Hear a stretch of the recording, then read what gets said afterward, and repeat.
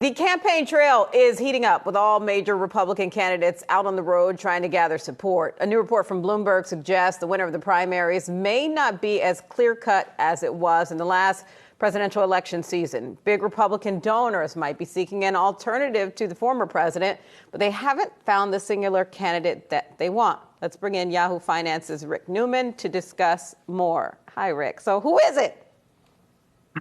We don't know.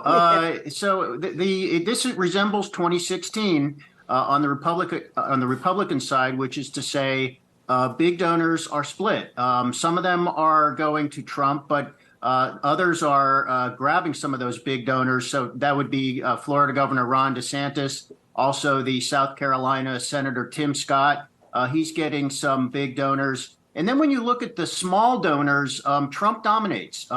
So those are people who give, it could be $20, it could be $40. They don't hit the limit so that Trump can go back to them. And I guess that's not surprising because Trump has had, basically 7 or 8 years at this point to develop that network of small donors. And anybody who has ever once signed up for a Trump campaign email, as I have, so that I can monitor what they're saying, you just get these Trump emails relentlessly. Every time there's some twist in one of the legal cases against Trump, he sends out an email. The Democrats are prosecuting me. Send $20.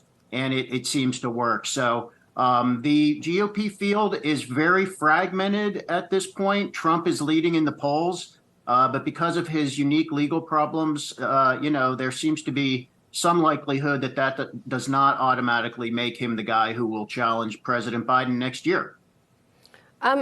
Is there anything that would derail that scenario of him being the nominee? Sure. He could get convicted of felonies. He could go to prison.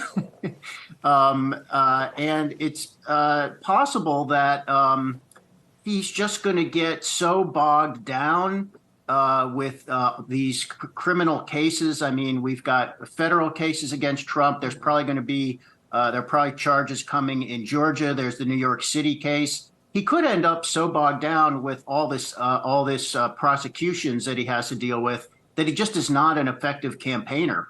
And he basically campaigns from a bunker in Mar-a-Lago. So there's nothing inevitable about Trump being the nominee, given how up in the air this whole thing is. And there's nothing inevitable about him not being the nominee, if we recall how 2016 went as well, because he wasn't clear initially. All right, we will obviously continue to cover this. Rick Newman, thank you so much.